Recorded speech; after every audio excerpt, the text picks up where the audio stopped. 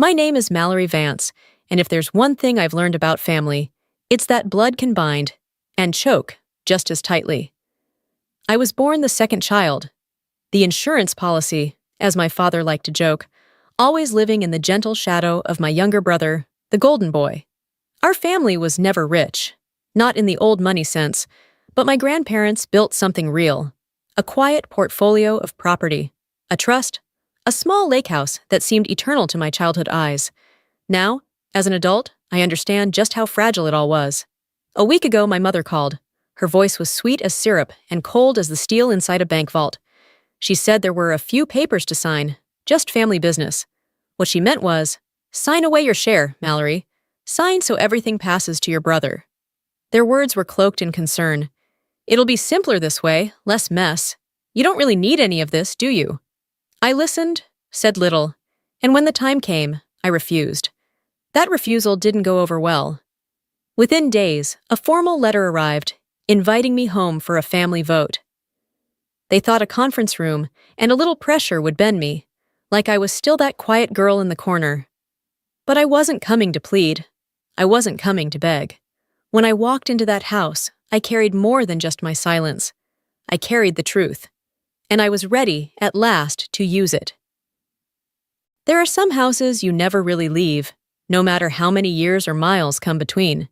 For me, the Vance family home was that kind of place.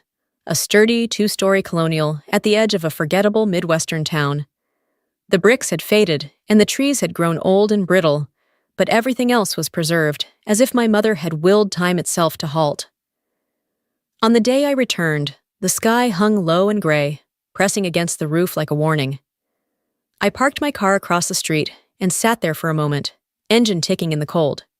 The house was already crowded.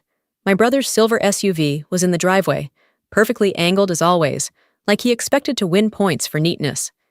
I spotted Aunt Ellen's battered sedan, and Uncle Roy's work truck, too. There were voices leaking from the kitchen window, laughter, the clink of glasses, the hum of a family pretending everything was normal. I wondered who, if anyone, believed it. When I stepped through the front door, the first thing that hit me was the smell. Fresh polish, stale air, and a faint trace of lemon cookies. My mother always baked when she was nervous. She met me in the hallway, her lips painted too red, hands smooth as silk. "Mallory, sweetheart," she said, her eyes darting past me, searching for something. Approval, perhaps, or maybe just a sign I'd changed my mind. "We're so glad you made it. Come in, everyone's waiting." She didn't ask about my drive. She didn't hug me.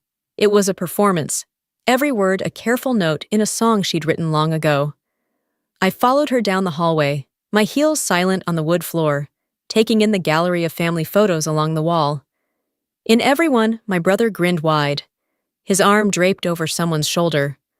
My face was always turned slightly away, the ghost at the edge of the frame. The living room had been staged for the meeting. The coffee table was gone, replaced by a long, folding table stacked with papers, legal pads, pens. At the head of the table sat my father, looking every bit the small-town patriarch. Silver hair perfectly combed, reading glasses perched low, eyes cool and expectant. He barely looked up when I entered. Beside him was my brother, Oliver, buttoned into a crisp blue shirt that matched his eyes. He smiled, tight, polite, almost apologetic. Uncle Roy and Aunt Ellen filled out the rest, clutching mugs of coffee and pretending to chat about the weather. No one mentioned the reason I was there, not yet. My father gestured to a chair at the foot of the table, the seat farthest from him. "Have a seat, Mallory." I sat, folding my hands in my lap. The room felt colder than I remembered. Mother sat down beside my father, smoothing her skirt. She reached for a stack of papers and slid them toward me, her smile stretching thin. "We thought it would be best to make everything clear. This way, there are no misunderstandings." Oliver leaned forward. "It's just easier, Mal. You know how complicated estates can get. If you're not interested, why not let Mom and Dad handle everything? I can manage things for the family. You're busy in the city, with your clients and all. We just want what's fair." I watched him, wondering if he even believed the words he was saying. Oliver was always the diplomat, the bridge builder. He played his role beautifully. I could almost admire it. If it hadn't been my future, he was quietly negotiating away. Uncle Roy cleared his throat.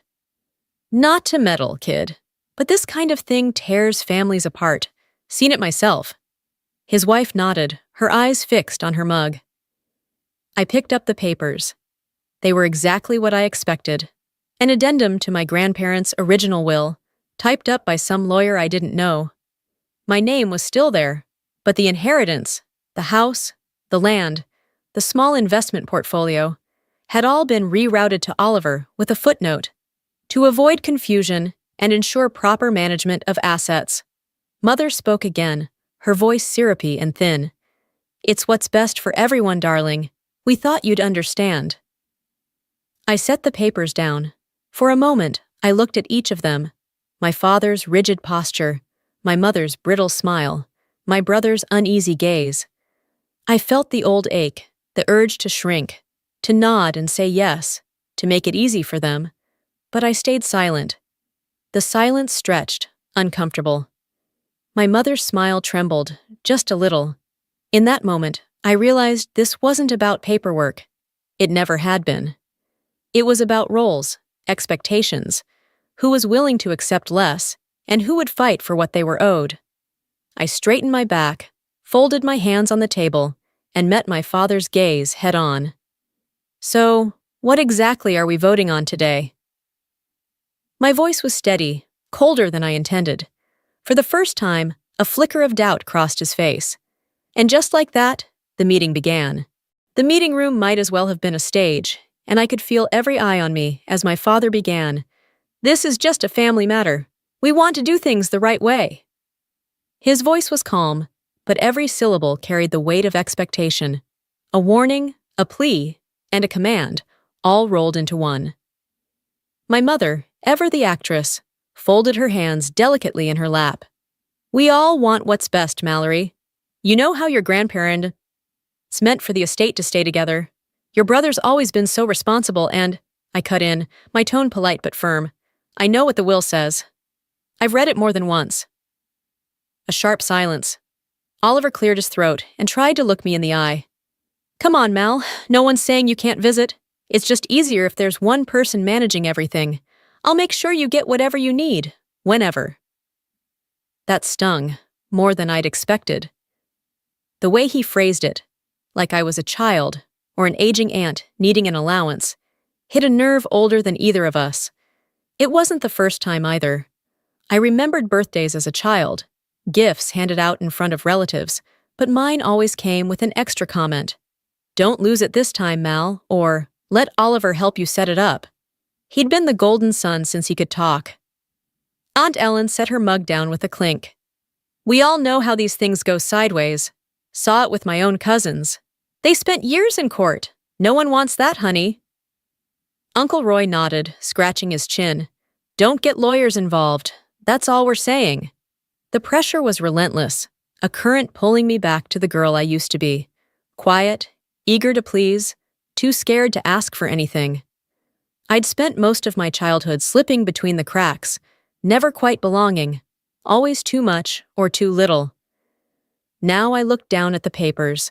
Their request was simple, on the surface. Sign the addendum and step aside. No scenes, no drama. We trust you to do the right thing, Mallory. That's what my mother said. But I knew what she meant. We expect you to disappear, like always. I thought of my grandparents. My grandfather had worked 3 jobs to buy that house. My grandmother sewed curtains by hand, baked bread from scratch. They believed in fairness. Every holiday, she'd count out slices of pie to be sure everyone got the same. I wondered what she'd think now, watching her son and daughter-in-law treat her legacy as a bargaining chip. My father sighed, sliding the pen closer. You've always been smart, Mal. We know you'll make the right choice. It's not about love, it's just practical. Your brother is settled. You have your city life. There it was, the undertone that I'd never quite fit, that my choices somehow disqualified me from belonging. For a second, I saw myself as they did. the single woman in a big city, with a job they didn't understand, with no kids or partner to anchor her to the family. I met my brother's gaze. He tried to look apologetic, but there was something smug under the surface, a certainty that this would go his way, like it always had. "I won't sign," I said, my voice barely above a whisper, but steady. My mother's smile flickered, then returned. "Don't be rash, dear. Think about the family. Think about how hard your father has worked." She tried to reach for my hand, but I pulled back. "I have thought about it, a lot." The air grew heavy, thick with unsaid words. I wanted to shout, to demand why my claim was less than my brother's. But I'd learned long ago that in this house, emotion was ammunition, and I refused to give them any more. Instead, I watched the way my mother's jaw tightened, the way my father's fingers drummed on the table, the way Oliver leaned back, all easy confidence. I saw Aunt Ellen's nervous glance, Uncle Roy's forced neutrality. It was all a show, and I was the only one refusing to play her part. Finally, my father straightened. "If you can't agree, we'll put it to a vote. The family should decide." Aunt Ellen nodded, her lips pursed. "It's only fair." Uncle Roy grunted, "Majority rules." I almost laughed. Fair? There was nothing fair about being asked to relinquish what was rightfully mine, but I kept my face neutral. "Then let's vote." Mother shuffled the ballots. My father passed out pens, as if it were some church raffle. Oliver smirked, folding his arms. I wondered if he'd already decided what to buy with my share. As they prepared their little charade, I felt the pressure fade. Something inside me grew calm and cold. For the first time I realized I wasn't here to win their approval. I was here to reclaim what I deserved, whatever it took. So I sat in silence, hands folded, while they counted votes for a future they were certain was already theirs, never suspecting I'd brought my own storm. As the last ballot slid across the table, my mother's hands hovered expectantly, certain of victory. My father straightened in his chair, ready to announce the result, while Oliver leaned back, already imagining his win. I could feel every eye on me, waiting for me to give in, waiting for me to play the part they'd written. But instead, I reached into my bag and pulled out a slim manila folder. "Before anyone decides anything," I said, keeping my tone measured, "there are some details you might want to see." The room quieted. Even Oliver's smirk faded a little. I spread the documents out on the table. Property records, a copy of my grandparents' original will, and an email I'd printed out, just in case anyone doubted me. "First," I said, tapping the property papers, "the title to this house and the land was never properly transferred after Grandma and Grandpa passed.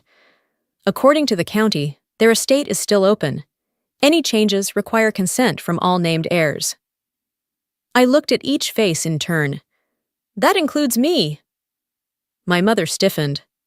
My father's mouth opened, then closed, as if searching for a line in a script he hadn't rehearsed. Oliver shifted, no longer sure of his seat at the center. I slid forward the copy of the will. "This document splits everything equally between the grandchildren, not just Oliver." The words hung heavy. I saw Aunt Ellen's brow furrow, Uncle Roy finally paying attention. Then I held up the email. "And finally, Mom, this is from you to the family lawyer. Convince Mallory to sign quietly. If not, find a workaround. Oliver must inherit."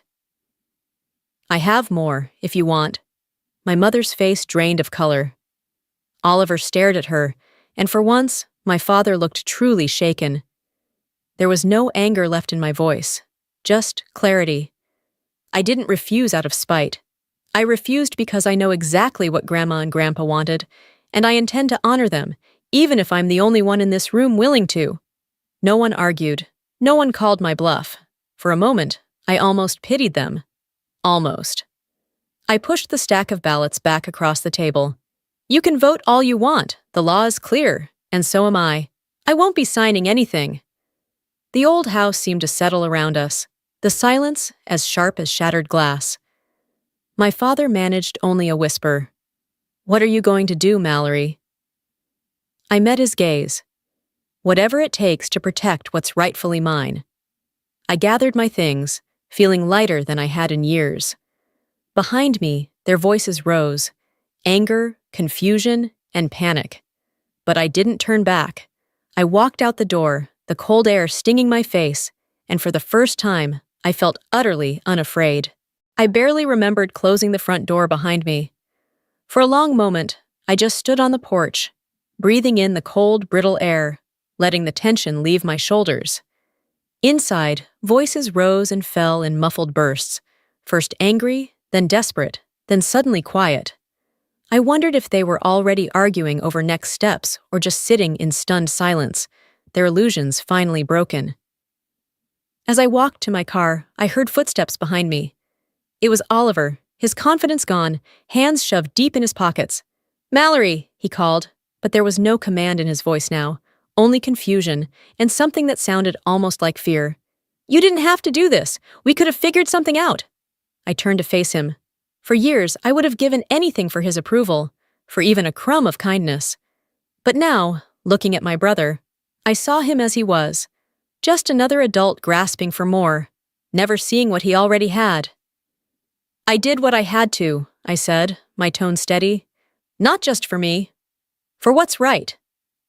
He hesitated, words failing him, then simply turned and went back inside, closing the door a little too hard. I got in my car, hands steady as I gripped the wheel.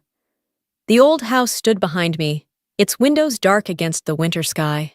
No longer a place of memory, but just a structure holding the echo of old stories. On the drive back to the city, I didn't feel triumphant. The loss was real. I had left behind any hope of the family I'd wanted. But I had something new, a fierce, hard-won self-respect, and the knowledge that I could survive on my own terms. In the days that followed, the fallout was immediate. My parents called, demanding, pleading, bargaining, but I didn't answer. Uncle Roy sent a brief message. "Proud of you, kid? About time someone stood up?" Aunt Ellen said nothing, but I heard from a cousin that the family group chat was on fire. Accusations, blame, panic about lawyers and court. I started the legal process to secure my share, just as the law allowed. It was slow and it was lonely, but every form I filed, every boundary I set, felt like an act of rebuilding, not just of money, but of a life. Each night, I slept a little better, and I realized that sometimes you have to walk away from the house you grew up in to finally become the person you're meant to be. Freedom didn't look the way I imagined. It wasn't loud or cinematic. There were no epic endings, no apologies that washed everything clean. It arrived in the gentle hush of my own apartment, in the certainty that my phone could ring all night, and I wouldn't need to answer. For weeks, the legal battle over my share played out in slow, grinding steps. Letters from lawyers, updates from the courthouse, the odd message from Aunt Ellen, or once, a surprising note from Uncle Roy. "Don't back down. About time someone did." There were lonely moments. I missed the rituals that had once meant something. Christmas cookies, old family movies, the laughter of people who, for all their flaws, were still my blood. But what I didn't miss was the ache of never being enough, of shrinking to fit their comfort. Each day apart from them, I felt that ache shrink too, replaced by a quiet confidence I'd never truly known. My work took on new meaning.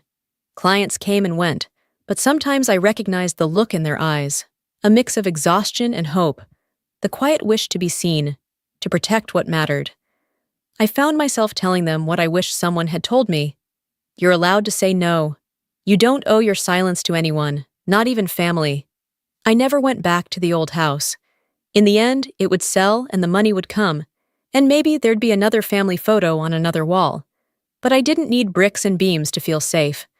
My real inheritance was something more lasting, a voice, a choice, and the peace that comes from living honestly.